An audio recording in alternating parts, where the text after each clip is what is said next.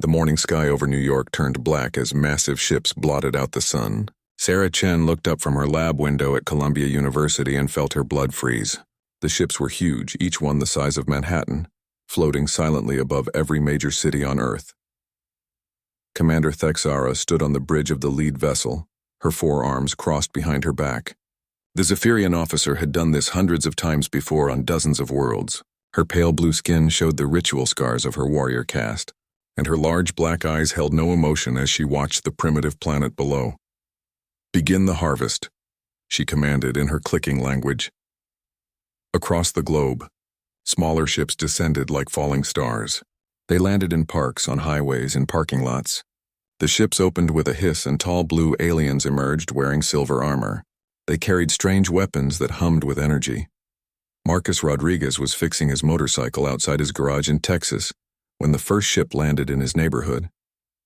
The former Marine watched as the aliens walked down the street, their weapons scanning every building. When they reached his house, they stopped. "Human designation required for processing," one alien said in perfect English through a translator device. Marcus reached for the pistol in his belt. The alien's weapon fired a blue beam that hit him in the chest. He felt his muscles lock up and fell to the ground, unable to move but still awake. Other neighbors were getting the same treatment. The paralysis beam worked perfectly. Within hours, the aliens had rounded up millions of people from every continent. Sarah found herself lying on a cold metal floor inside one of the ships, along with hundreds of other humans. She could see everything but could not move a single muscle. A tall Zephyrian with gold markings on his armor walked among the paralyzed humans. "I am Healer Vexton," he announced. "You will be processed for optimal labor efficiency. Do not fear. Your new life will have purpose." The humans were moved on floating platforms into a large chamber filled with strange machines. Each person was placed inside a clear pod filled with blue liquid. Sarah felt the liquid enter her lungs, but somehow she could still breathe. Wires and tubes connected to her head and spine. "Beginning neural conditioning," Vexton said to his assistants. "These primitives show strong aggressive tendencies. We must suppress their violent instincts while maintaining their problem-solving abilities." The machine hummed to life. Sarah felt something trying to push into her mind, like cold fingers reaching into her thoughts. She could sense the machine trying to change something deep inside her brain.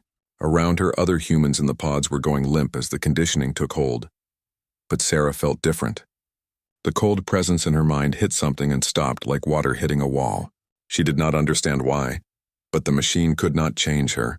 She stayed alert while pretending to go limp like the others. Marcus was in a pod 3 rows away. He felt the same thing Sarah did. The alien mind control bounced off something in his brain. He had always been stubborn, his drill sergeant used to say. Maybe that stubbornness was saving him now. For 3 days, the conditioning continued. Most humans came out of the pods with empty expressions and slow movements. They followed orders without question and showed no anger or fear. But a small number, maybe 3 out of every 100, kept their minds intact while acting like the others. The ships took the processed humans to different locations across the galaxy. Sarah found herself on a research station orbiting a gas giant. Marcus was sent to a weapons facility on an asteroid. Both were separated from Earth, but they were not alone. On the research station, Sarah worked alongside other humans who had been conditioned to operate alien computers and conduct experiments. She pretended to be as mindless as them, while secretly studying everything around her. The Zephyrians treated the conditioned humans like smart tools, talking freely about their plans in front of them. "These humans learn quickly," said Research Director Zalteth to her assistant, "much faster than the Corvin slaves we used before. Their brains adapt to new concepts with unusual speed." Sarah filed away this information. She also noticed that the conditioned humans, while obedient, still retained their intelligence and skills. They could solve complex problems and learn new tasks, but they could not rebel or fight back. The conditioning was precise, blocking only aggressive and independent thoughts. At night, when the aliens thought all humans were recharging in their sleep pods, Sarah began to explore. She found that the station's computer network connected to facilities across the galaxy. She also discovered that some of the humans in her section were like her, awake and aware but hiding it. Dr. James Wright, a physicist from MIT, made contact with her first. "I thought I was the only one," he whispered during a meal break. "The conditioning did not work on me either." "There are others," Sarah whispered back. We need to find them all. Meanwhile, Marcus discovered the same thing at his facility. The weapons depot was staffed mostly by conditioned humans from different planets, all working under Zephyrian supervision. He found 12 other humans who had kept their free will, including Elena Vasquez, a former Army engineer, and David Kim, who had been a computer programmer. We need to be smart about this, Marcus told them during a secret meeting in an unused storage room. They think we are broken. That gives us an advantage. The resistant humans began to communicate using the aliens' own systems. Sarah's team learned to hack into the communication network. Marcus's group studied the weapons and security systems. They shared information across light years of space, building a network the Zephyrians never suspected existed. Commander Thexara received regular reports about the human slaves. All data showed they were performing better than expected. Production was up 20% across all facilities using human labor. The conditioning appeared to be completely successful. The humans are proving to be excellent acquisitions, she reported to the High Command. Their learning speed is remarkable, and they require minimal supervision once conditioned. I recommend expanding the harvest operation to capture more of this species. But Thexara made one crucial mistake. She assumed that success meant compliance. She never considered that human intelligence could work against her, even while appearing to serve her interests. 3 months after the harvest, Sarah had learned enough about Zephyrian technology to understand how their whole empire worked. The aliens had built their civilization on slave labor for over 1,000 years. They captured primitive species, conditioned them for specific tasks, and used them to run their entire society. The Zephyrians themselves had become soft and lazy. Only their warrior caste knew how to fight, and even they relied heavily on automated systems and overwhelming technological advantage. They had not faced real resistance in centuries. Marcus had mapped the entire security system of his facility and identified weaknesses the aliens did not know existed. His team had learned to operate Zephyrian weapons and vehicles by watching their supervisors. They even understood the basic principles behind the technology. The network of free humans grew larger each day. They found others in mining operations, construction projects, and research facilities across a dozen star systems. Each group contributed different knowledge and skills to their hidden alliance. As the 4th month began, Sarah sent a coded message across the network that reached every free human in Zephyrian space. The message was simple. They think we are broken. They are wrong. It is time to show them what humans can do when we work together. The Zephyrians had labeled humans as slaves. They were about to learn that they had made the biggest mistake in their empire's long history. 6 months had passed since the harvest, and the Zephyrian Empire believed their newest slaves were working perfectly. Production reports showed humans exceeding expectations in every facility. What the aliens did not know was that the humans were learning far more than they were supposed to. Sarah Chen had become the unofficial leader of the resistance network. From her position in the research station, she coordinated with free humans across 12 star systems. The network had grown to over 3,000 individuals, all pretending to be mindless while secretly gathering intelligence. The humans discovered that each facility served a different purpose in the Zephyrian war machine. Marcus Rodriguez worked at a weapons depot that supplied plasma rifles and energy shields to the alien military. Elena Vasquez found herself at a shipyard where massive warships were built and maintained. David Kim was assigned to a communication hub that connected the entire empire. Each group learned about their specific area, while sharing information through hidden messages embedded in routine work reports. The Zephyrians had made the mistake of using humans to operate their most sensitive systems, assuming the conditioning made them completely trustworthy. Dr. James Wright made the first major breakthrough. While working in the research station's computer core, he discovered that Zephyrian technology was not as advanced as it appeared. The aliens had built their empire on the backs of conquered species, stealing and adapting technologies rather than developing their own innovations. Their computers are actually less sophisticated than what we had on Earth, James whispered to Sarah during a maintenance cycle. They just have more processing power. But the basic programming is crude and full of security holes. Sarah realized this was a crucial weakness. If their technology is not as advanced as we thought, maybe we can do more than just learn from it. Maybe we can improve it. At the weapons facility, Marcus was making similar discoveries. The Zephyrian plasma weapons were powerful but inefficient. They wasted enormous amounts of energy and had limited range compared to what the technology could theoretically achieve. The aliens had never bothered to optimize their designs because raw power had always been enough to defeat primitive species. These weapons could be twice as effective with simple modifications, Elena observed while studying the manufacturing process. The aliens are lazy engineers, Marcus grinned. Then we will be better engineers. The human network began its most dangerous phase. Active sabotage disguised as improvements.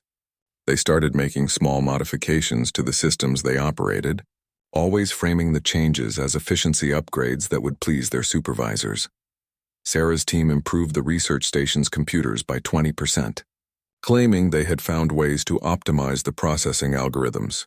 The Zephyrian supervisors were delighted and praised the humans for their dedication to their work. Marcus's group modified the weapons manufacturing line to produce rifles with extended range and improved accuracy. They told their supervisors they had discovered flaws in the assembly process and fixed them. The aliens were impressed by the humans' attention to detail, but the modifications served a dual purpose. Every improvement the humans made included hidden backdoors and override codes that only they knew about. They were turning the Zephyrian Empire's own technology into a weapon that could be used against them. The network also learned about Zephyrian society and military structure. The Empire was built on a rigid caste system that had not changed in over a millennium. The warrior caste fought the battles. The builder caste constructed the ships and weapons. The healer caste managed the slaves. And the ruler caste made all decisions. Most importantly, the humans discovered that only the warrior caste was trained in combat. The other castes were forbidden from learning military tactics or using weapons. This meant that if the warrior caste was eliminated or neutralized, the rest of Zephyrian society would be helpless. Commander Thexara continued to receive glowing reports about human performance. She had been promoted twice since the successful harvest, and was now in charge of slave operations for an entire sector. Her superiors praised her for finding such an efficient species to exploit. The humans require minimal supervision and consistently exceed productivity targets, she reported to the High Command. Their learning capacity allows them to master complex tasks in weeks rather than the years required by other slave species. What Thexara did not mention in her reports was that the humans were mastering tasks they were never meant to learn. A conditioned slave was supposed to follow instructions without understanding the larger purpose behind their work. But humans seemed to instinctively grasp the bigger picture, even while appearing to focus only on their assigned duties. The Resistance Network reached a crucial milestone when David Kim successfully infiltrated the Empire's main communication system. From his position at the communication hub, he could monitor Zephyrian military movements and strategic planning across hundreds of star systems. They are planning to harvest 3 more species in the next year, David reported through the hidden network, including a race called the Threnodi, who have some kind of natural telepathic abilities. Sarah felt a chill. They are building an army of different slave species with different skills. We may be the only ones who can resist their conditioning. The humans began to understand the true scope of Zephyrian crimes against the galaxy. Over the past 1,000 years, the Empire had enslaved over 200 species. Some had been completely wiped out when they proved unsuitable for conditioning. Others had been bred for specific traits like the Morvac, who were engineered for incredible physical strength, or the Shilari, who were modified to survive in toxic environments. But none of these species had successfully resisted the conditioning on a large scale. The humans were unique in their ability to maintain free will while appearing to be controlled. This made them the galaxy's best hope for ending Zephyrian domination. The network began Phase 2 of their plan, recruiting help from other enslaved species. While most slaves were too thoroughly conditioned to be reached, the humans found that recent captives sometimes retained enough awareness to be contacted. Elena made contact with a group of Corvan slaves who had been captured only weeks earlier. The Corvans were a proud warrior species whose conditioning was still incomplete. Through careful manipulation, Elena convinced them that the humans were developing a way to break the mind control. Freedom is possible, she whispered to Corvan leader Hrath Zul during a shift change, but we must be patient and work together. The Corvan's eyes showed a spark of hope for the first time since his capture. Tell us what to do. Similar contacts were made across the Empire. The humans found allies among recently captured Threnodi telepaths, Vashti engineers, and even some older slaves whose conditioning had weakened over time. The resistance network was no longer purely human. As the 8th month approached, Sarah felt they were ready for the next phase. The network had infiltrated key facilities across the Empire, gained control of crucial systems, and built alliances with other enslaved species. They had also gathered detailed intelligence about Zephyrian military capabilities and weaknesses. Most importantly, they had learned to think like their enemy. The Zephyrians were predictable because they had never faced real opposition. Their tactics and strategies were centuries old and had never been tested against an opponent who understood their technology and could match their intelligence. Sarah sent a message to the entire network. We have learned their secrets. We have turned their tools against them. We have found their weaknesses. Now we must strike before they realize what we have become.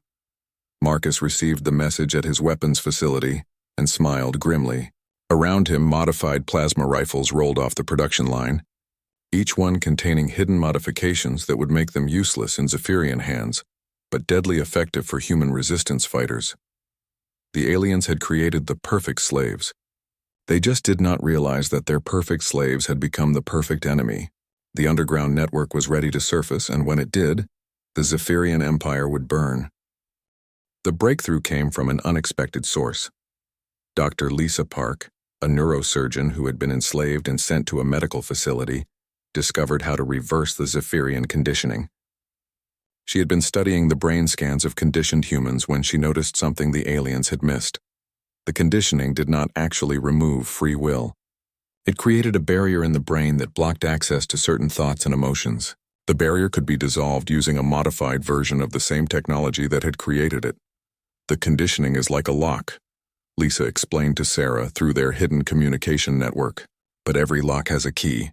I found it. Sarah felt her heart race. Are you certain this will work? I tested it on myself first, Lisa replied. I was partially conditioned when they captured me. The reversal process worked perfectly. I can think clearly for the first time in months. The resistance network now faced its most dangerous moment. To begin large-scale liberation of conditioned humans, they would need to modify Zephyrian medical equipment without being detected. If the aliens discovered what they were doing, the entire network would be exposed and destroyed. Sarah coordinated the most complex operation the Resistance had ever attempted. Teams at medical facilities across the Empire would simultaneously begin reversing the conditioning of selected humans. They had to choose carefully, picking only people who could be trusted to hide their newfound freedom. Marcus volunteered to be one of the first test subjects at his facility. Elena had identified a conditioned human named Robert Hayes, a former Navy engineer who had shown subtle signs of resistance even under mind control. If anyone could handle sudden freedom without giving away the secret, it would be him. The reversal process took place during a routine medical check. Lisa had provided detailed instructions on how to modify the standard conditioning maintenance equipment. Elena made the adjustments while Marcus distracted the Zephyrian healer supervising the procedure. Robert Hayes lay unconscious in the medical pod as the modified equipment worked on his brain. For 10 minutes, Elena watched the readings while her heart pounded. If something went wrong, they would all be discovered. Then Robert's eyes opened. For a moment he looked confused, then angry, then terrified. Elena quickly placed a hand over his mouth. Stay calm, she whispered. You are free, but you must pretend to still be conditioned. Lives depend on your acting ability. Robert nodded slowly. Elena could see the intelligence returning to his eyes as the artificial barriers in his mind dissolved. When the Zephyrian healer returned, Robert appeared as blank and obedient as before. Over the next month, the Resistance freed over 500 conditioned humans across the Empire. Each liberation was carefully planned and executed. The newly freed humans were given time to adjust before being brought into the Resistance network. The psychological impact of freedom was enormous. Many of the freed humans broke down when they realized what had been done to them. Others became filled with rage that had to be carefully controlled. Sarah's team developed protocols to help the newly awakened adjust to their situation while maintaining their cover. With more free humans available, the Resistance could accelerate their intelligence gathering. They discovered the true extent of Zephyrian atrocities across the galaxy. The Empire had destroyed entire civilizations that refused to submit. They had conducted genetic experiments on enslaved species. They had wiped out any culture that showed signs of developing technology that might threaten Zephyrian dominance. David Kim made a crucial discovery while monitoring communications from the Zephyrian homeworld. The Empire was not as stable as it appeared. Several outlying sectors were experiencing supply shortages and minor rebellions by non-enslaved species. The Zephyrian military was stretched thin, trying to maintain control over hundreds of star systems. "They are weaker than they want us to believe," David reported. "Their empire is too big to control effectively. They rely on fear and overwhelming force to maintain order. But they do not have enough ships to be everywhere at once." Sarah realized this was the opportunity they had been waiting for. If the Resistance could strike simultaneously across multiple systems, the Zephyrians would not be able to respond effectively to all the threats at once. But first, they needed to know more about their enemy's capabilities. Marcus volunteered for the most dangerous mission yet, infiltrating a Zephyrian military command center. Using forged work orders, Marcus gained access to the command center at his facility. He spent 3 days downloading classified military data while pretending to perform routine maintenance on the computer systems. The information he gathered revealed the Empire's greatest weaknesses. The Zephyrian military had not fought a real war in over 300 years. Their tactics were outdated and their strategies assumed they would always have overwhelming technological superiority. They had no experience fighting an enemy that understood their technology and could adapt quickly to changing conditions. Even more important, Marcus discovered that the Empire's communication system had a fatal flaw. All military coordination flowed through a series of central hubs that could be disrupted with precise attacks. If those hubs were destroyed, individual Zephyrian fleets would be unable to coordinate their responses. Sarah began developing what she called Operation Prometheus. The plan involved simultaneous strikes against key Zephyrian installations across the Empire, with the primary goal of disrupting their command and control systems. Once the aliens were blind and confused, the Resistance could capture weapons and ships to continue their fight. The operation would require perfect timing and the element of complete surprise. Every Resistance cell would need to act at exactly the same moment, across dozens of star systems. If even one cell was discovered too early, the entire plan could fail. As the Resistance prepared for Operation Prometheus, they faced an unexpected problem. Commander Thexara had begun to notice small irregularities in the productivity reports from facilities using human slaves. Nothing major, just tiny discrepancies that suggested something was not quite right. "The humans are performing almost too well," she mentioned to her aide. "Their efficiency improvements seem beyond what should be possible for conditioned slaves." Thexara ordered surprise inspections at several facilities. The Resistance barely managed to hide their activities as Zephyrian investigators examined work logs and interviewed supervisors. Several Resistance members came close to being exposed. Sarah realized they were running out of time. "We have to move soon," she told the network. "The aliens are getting suspicious. If we wait much longer, they will discover what we are doing." The Resistance accelerated their preparations. Weapons were secretly stockpiled in hidden locations. Computer viruses were planted in critical systems, ready to activate on command. Alliance agreements were finalized with other enslaved species who were ready to fight for their freedom. Elena made the final modifications to the plasma rifles at Marcus's facility. Each weapon now contained hidden programming that would transfer control to human users when activated by a specific signal. Thousands of rifles had been modified, creating an instant army for the Resistance. Dr. Lisa Park completed her preparations at the medical facility. She had modified the conditioning equipment to work in reverse, capable of freeing hundreds of humans simultaneously when the time came. Other medical facilities across the Empire had received the same modifications. As the 10th month of their enslavement ended, Sarah sent the activation codes to every Resistance cell in the galaxy. Operation Prometheus would begin in exactly 72 hours. After 10 months of careful planning and preparation, the humans were ready to show the Zephyrian Empire what happened when slaves decided to stop being slaves. The message that went out to the network was simple. Prometheus begins in 3 days. Remember, they think we are broken tools. Let us show them that broken tools can become the sharpest weapons.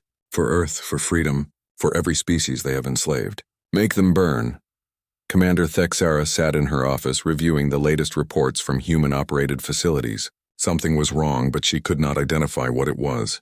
The humans were still obedient and productive, but there was a quality to their work that made her uncomfortable. She would understand soon enough. In 3 days, her perfect slaves would become her worst nightmare. Operation Prometheus began at exactly 0300 Standard Galactic Time, across 12 star systems simultaneously. The Resistance had waited 10 months for this moment, and when it came, the Zephyrian Empire was completely unprepared for what hit them. David Kim struck first from the communication hub. As his Zephyrian supervisors slept, he activated the virus programs he had planted throughout the Empire's communication network. Within minutes, military commanders across the galaxy found themselves cut off from their fleets and unable to coordinate responses to the crisis that was about to unfold.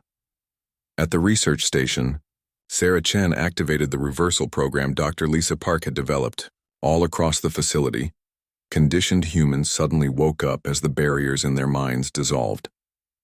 The awakening was not gentle. Years of suppressed anger and fear came flooding back as 300 humans realized what had been done to them. "Remember the plan," Sarah called out as freed humans began to panic. "We control this facility now, but we need to stay calm and work together." Dr. James Wright took control of the station's main computer while other humans secured the armory and detention areas. The few Zephyrian guards on night duty were overwhelmed before they could raise an alarm. By dawn, the entire research station was under human control. Marcus Rodriguez had an even more ambitious target. The weapons depot he had been assigned to contained enough firepower to arm a small fleet. As the modified plasma rifles activated their hidden programming, every weapon in the facility suddenly recognized human biometrics as authorized users. "Time to return some stolen property," Marcus said as he picked up one of the modified rifles. The weapon hummed with power, but now it obeyed him instead of his former masters. The Zephyrian guards at the depot found themselves facing an armed revolution. The humans moved with military precision, using tactics Marcus had learned in the Marines and adapted for alien technology. Within 2 hours, every Zephyrian in the facility was either dead or captured. Elena Vasquez led the assault on the shipyard where she had been enslaved. Her target was the most valuable of all, a half-completed Zephyrian dreadnought that could serve as the flagship for a human fleet. The engineering knowledge she had gained over the past months proved crucial, as she and her team fought their way to the ship's bridge. "These controls are just like the simulations we studied," Elena told her team as they activated the dreadnought systems. "Remember, the Zephyrians designed their ships to be operated by slaves. We can run this thing better than they can." The shipyard's Zephyrian overseers tried to activate the facility's self-destruct sequence rather than let the humans escape with their ships. But Elena had anticipated this. She had modified the self-destruct system months earlier, turning it into a weapon that could be used against Zephyrian vessels still docked at the facility. Across the Empire, similar scenes played out as the Resistance struck at carefully chosen targets. Communication hubs went dark, weapons depots fell to human assault teams, and research facilities became centers of human resistance. The Zephyrians had spent centuries perfecting their slave system, but they had never imagined their slaves could turn their own technology against them so effectively.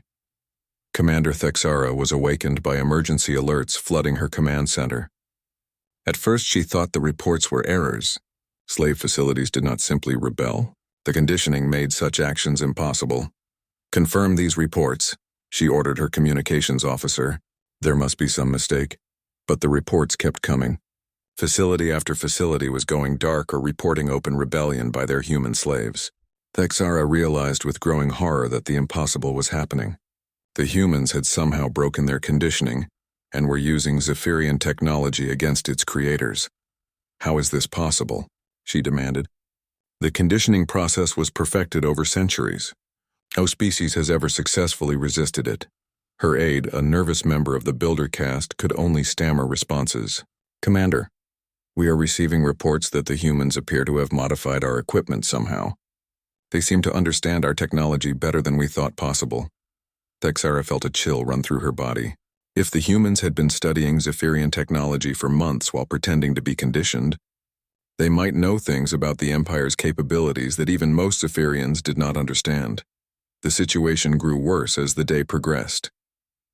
Human resistance groups were not just escaping from their facilities. They were capturing Zephyrian ships and using them to attack other installations.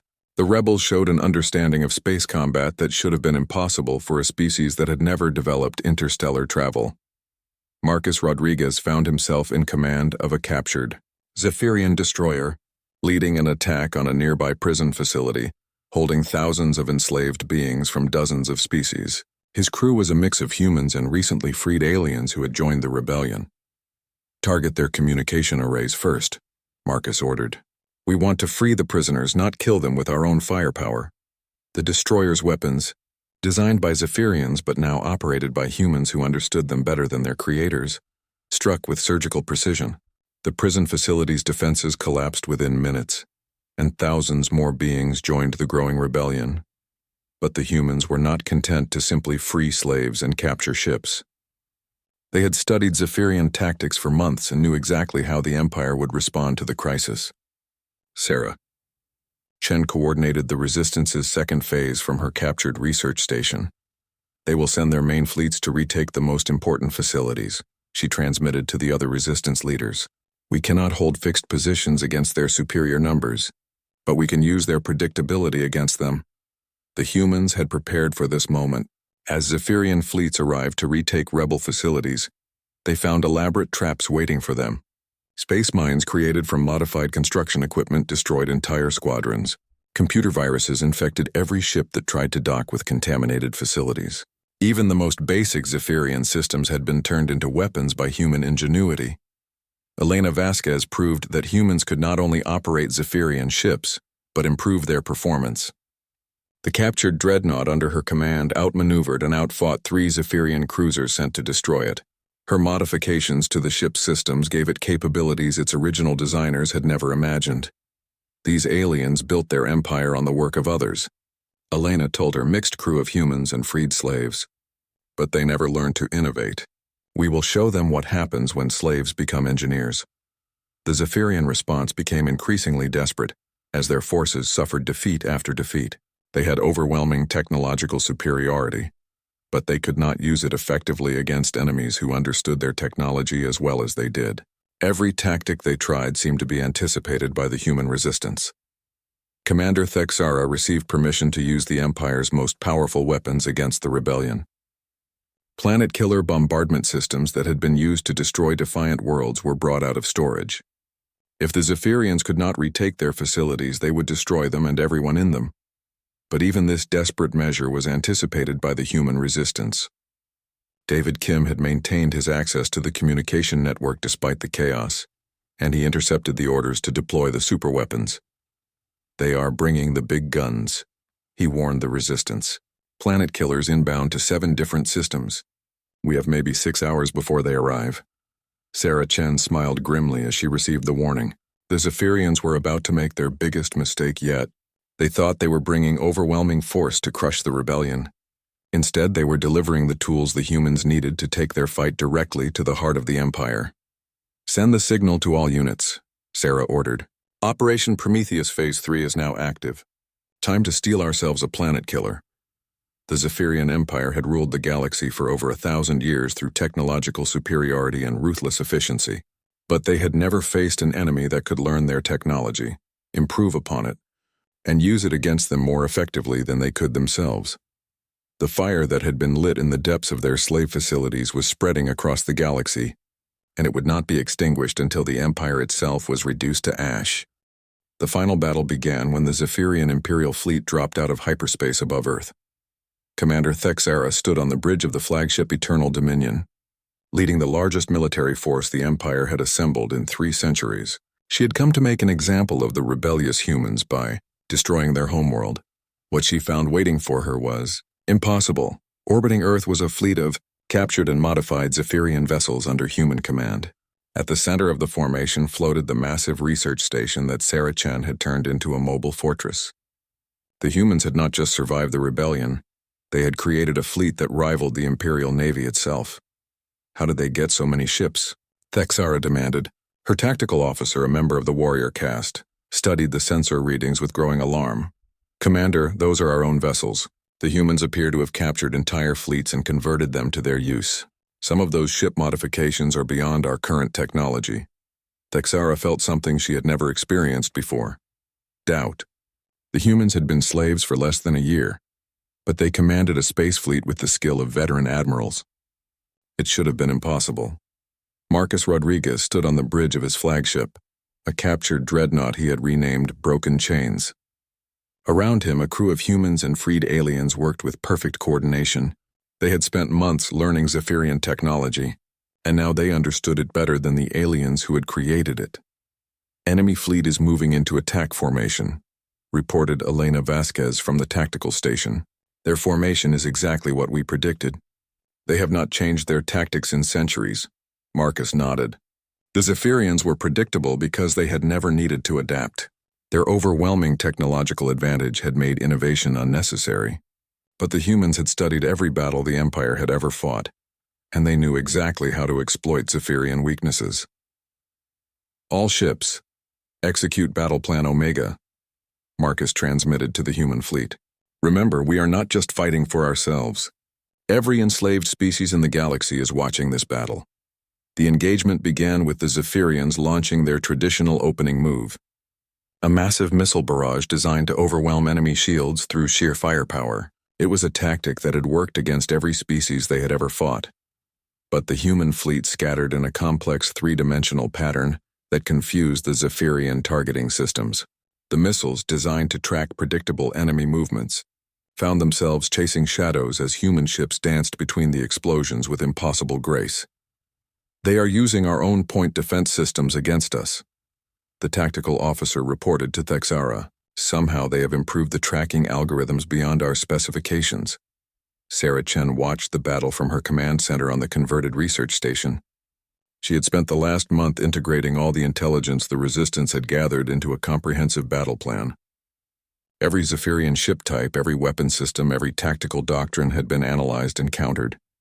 Phase 2, she ordered. Show them what human innovation looks like. The human fleet suddenly went on the offensive, but not in any way the Zephyrians recognized. Instead of trading long-range fire, human ships closed to point-blank range using modifications that made their vessels faster and more maneuverable than anything in the Imperial Navy. Elena Vasquez had spent months perfecting these modifications. The Zephyrian ships were powerful but inefficient, wasting enormous amounts of energy on unnecessary systems. By stripping out redundant components and optimizing the power distribution, human engineers had created vessels that could outperform their original specifications. Their ships are impossible. Thexara's aide stammered as he watched human vessels execute maneuvers that should have torn them apart.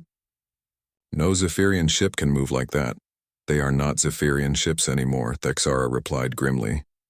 They are human ships wearing Zephyrian hulls. The battle became a masterclass in adaptive tactics. Every time the Zephyrians adjusted their strategy, the humans countered with something unexpected. When the Imperial fleet tried to use their numerical advantage, human ships used the modified communication systems to coordinate attacks with impossible precision. When the Zephyrians attempted to retreat and regroup, they found human vessels had anticipated their withdrawal routes. David Kim proved that the communication network he had infiltrated could serve offensive purposes as well as intelligence gathering. While the Zephyrian fleet tried to coordinate their attacks, David fed false information into their systems and disrupted their command structure. Imperial flagship. This is Admiral Kim of the Free Human Fleet. David transmitted directly to Thexara's ship. We have taken control of your communication grid. Surrender now, and we will allow your crews to live. Thexara was shocked to hear perfect Zephyrian military protocol coming from a human voice. You were slaves. How do you know our command codes? We were never slaves, David replied. We were students, and we learned everything. The battle reached its climax when the Zephyrians deployed their ultimate weapon, a planet-killer cannon capable of cracking worlds in half. The massive weapon had never been used against a mobile target, but Thexara was desperate enough to try anything. But the humans had captured several planet killers during their rebellion, and Dr. Lisa Park had spent weeks studying their design. She discovered that the weapons had a critical flaw that their creators had never noticed. The power coupling system could be overloaded with a precisely timed electromagnetic pulse. All ships target the planet killer's power core, Marcus ordered. Use the pulse sequence Dr. Park developed. 20 human ships fired simultaneously at the massive weapon. The coordinated electromagnetic pulse created a resonance cascade that the Zephyrian engineers had never anticipated. The planet killer exploded with such force that it took out 3 nearby Imperial cruisers. Texara watched her ultimate weapon destroy itself and finally understood what she was facing. The humans had not just captured Zephyrian technology, they had improved it beyond the Empire's ability to counter. They were fighting an enemy that understood their own systems better than they did. All ships retreat to hyperspace, she ordered. We cannot win this battle. But even retreat proved impossible. The humans had modified the hyperspace disruption systems to create a field that trapped the entire Imperial fleet in normal space. For the first time in their history, the Zephyrians found themselves unable to escape from a battle they were losing. The final act came when Sarah Chen broadcast a message across all frequencies, reaching every world in the Zephyrian Empire. The message was transmitted in dozens of languages, speaking to every enslaved species that had been waiting for hope. People of the galaxy, Sarah's voice rang out across the stars. Today the age of slavery ends. The Zephyrian Empire built their power on your suffering, but they made one fatal mistake. They underestimated what slaves could become when they worked together. Across the Empire, enslaved beings heard the message and saw the impossible. Their master's greatest fleet burning above the human homeworld. Rebellions erupted on 1,000 worlds as the news spread that the Empire could be defeated. Commander Texara made one final transmission before her flagship was boarded by human marines. You were supposed to be broken tools, she said to Marcus as he entered her bridge. Marcus looked at the defeated commander with something that might have been pity. We were never broken. We were just waiting for the right moment to show you what humans can do when you threaten our freedom. The Zephyrian Empire, which had ruled the galaxy for over a millennium, collapsed within months. Without their slave labor and with their military defeated, the remaining Zephyrian world sued for peace. The age of imperial dominance was over. Sarah Chen stood in the United Nations building in New York, which had been rebuilt as the headquarters for the new Galactic Liberation Council. Representatives from 200 freed species had gathered to write the charter for a new era of galactic civilization. We did not fight this war to become the new masters, Sarah addressed the assembly. We fought to prove that no species has the right to enslave another. The galaxy belongs to all of us. Marcus Rodriguez commanded the new fleet that patrolled the trade routes, ensuring that the nightmare of slavery could never return. The ships were crewed by volunteers from dozens of species, all working together to protect their hard-won freedom. Dr. Lisa Park established medical centers across the galaxy, helping former slaves recover from the trauma of conditioning. Her work became the foundation for understanding how different species could heal and grow together. The Zephyrians who survived the war found themselves in a strange new position. No longer masters of the galaxy, they had to learn how to live as equals among the species they had once enslaved. Many struggled with this transition, but some found that freedom was better than the rigid caste system that had defined their civilization. Elena Vasquez became the head of the new Galactic Engineering Corps, an organization dedicated to sharing technology freely among all species. The innovations that had been born from desperate necessity during the rebellion became the foundation for a golden age of scientific advancement.